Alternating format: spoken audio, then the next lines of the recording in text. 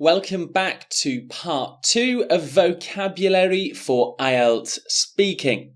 By the end of this lesson, you will understand the meaning and use of synonyms and collocations.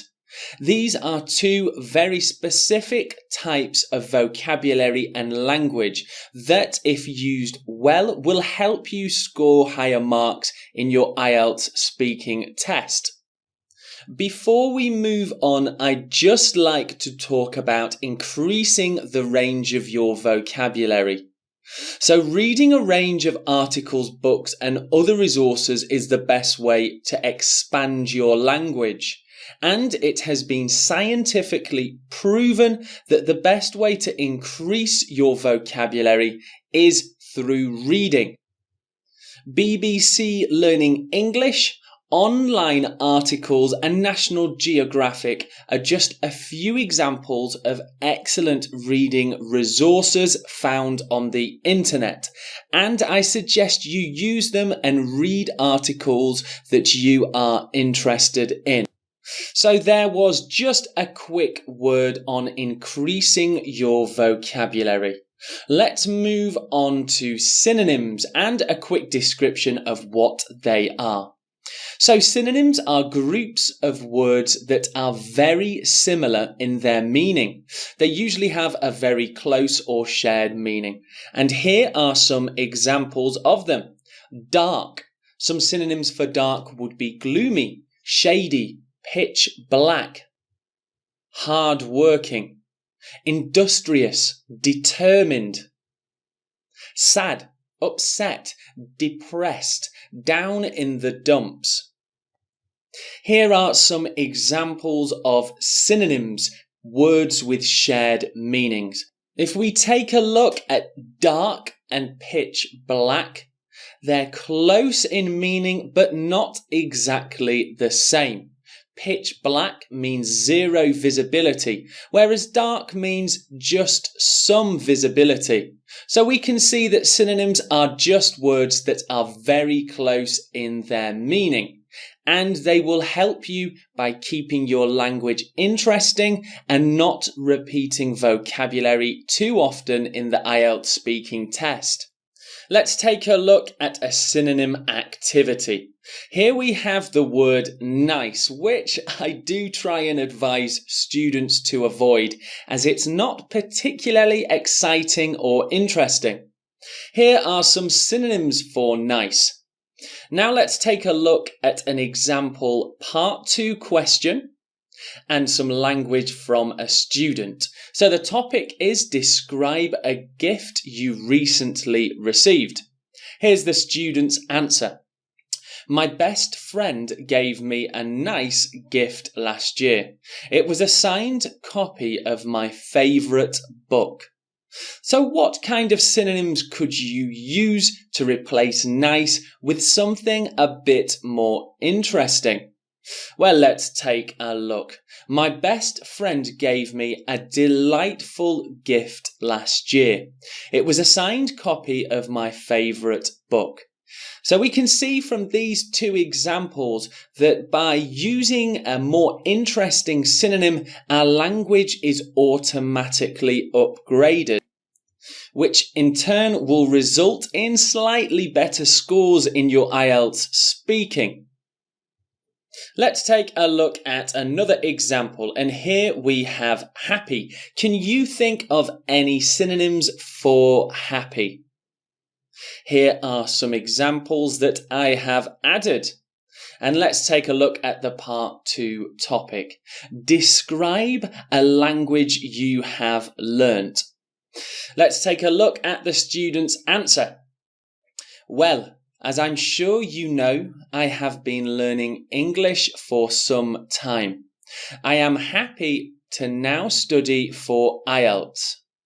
Again, much like nice, happy is not really a very interesting, emotive word. So what synonym could we use in place of happy? Let's take a look at an upgraded, up-leveled answer. Well, as I'm sure you know, I have been learning English for some time. I am overjoyed to now study for IELTS. A much more interesting piece of vocabulary. And now let's take a look at bad. What other synonyms, more interesting words can we use for bad? Okay, let's take a look at the part 2 topic, which is describe some music that you like. Okay, let's take a look at the student's answer. I love any music with guitar. I've been learning to play too, although my progress is pretty bad. Okay, not a bad response to this question, but I think we can replace bad with something a bit more interesting. I love any music with guitar. I've been learning to play too, although my progress is pretty awful. Much more interesting. Now, as I said before, not all synonyms have exactly the same meaning. So it may be that a synonym doesn't quite work in place of something else. For example, my progress is pretty awful. That works well. But what if I change it for the synonym rough? My progress is pretty rough. It doesn't quite work, so you need to be careful in your use of synonyms. Again, by reading every day, you will be able to widen your vocabulary and have a better understanding of synonyms. Let's move on to take a look at collocations. So what are collocations? Well, collocations are words that are often paired together. So you find these words close to each other in a phrase. They will help you sound more natural in your speaking. Let's take a look at a few examples for take. Take time.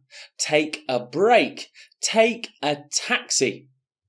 So these are common collocations for take, common words that are paired together with take. And using collocations will make you sound more native. Let's take a look at get.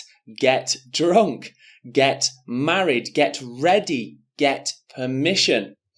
Just with synonyms, you've got to be careful and accurate with your use of collocations. For example, you wouldn't say get a break. That doesn't quite sound as natural as take a break. Another example would be you wouldn't say gain drunk. Gain is similar to get in the way that you are taking something. You have something that you didn't have before. But you wouldn't say gain drunk. That just doesn't sound very native and fluent. Let's go through a few common collocations that you could use in your speaking. So common collocations for make. Make a mess. I love my pets, but the dogs especially can really make a mess. I spend so much time cleaning up. I heard that on Bitcoin you can make money quickly and easily. It sounds too easy and I don't trust it. Make a difference. It's important to help others and try to make a difference in our local communities. And the last collocation for make progress. Now I'm practicing every day. I'm starting to make progress in my guitar playing. Here are some common collocations for go. Go abroad. I'd love to have more time to go abroad, but my work schedule is just too demanding. Go shopping. Here it is used in the past tense. I went shopping to a new big mall last weekend. I spent far too much money. When I see my favourite musician playing, I kind of go crazy. You could call me a real fan. And the last one, my teacher told me to really go for it and study as much as I can before the test. Now, just to clarify this meaning, go for it, it means to try 110%. That's a really native sounding phrase and collocation. So maybe you could try and use this in your practice speaking. Go for it. Give it a go. Okay, so that is an explanation of what collocations are with a few common examples that you could quite easily use in your speaking too. Now, as some further reading and an activity I would like you to complete, go to Google and research common collocations. Try using them in your speaking. Okay, so that brings us to the end of this lesson on vocabulary for IELTS speaking. As always, if you have any questions, please go to the Q&A section of the course. See you in the next lesson.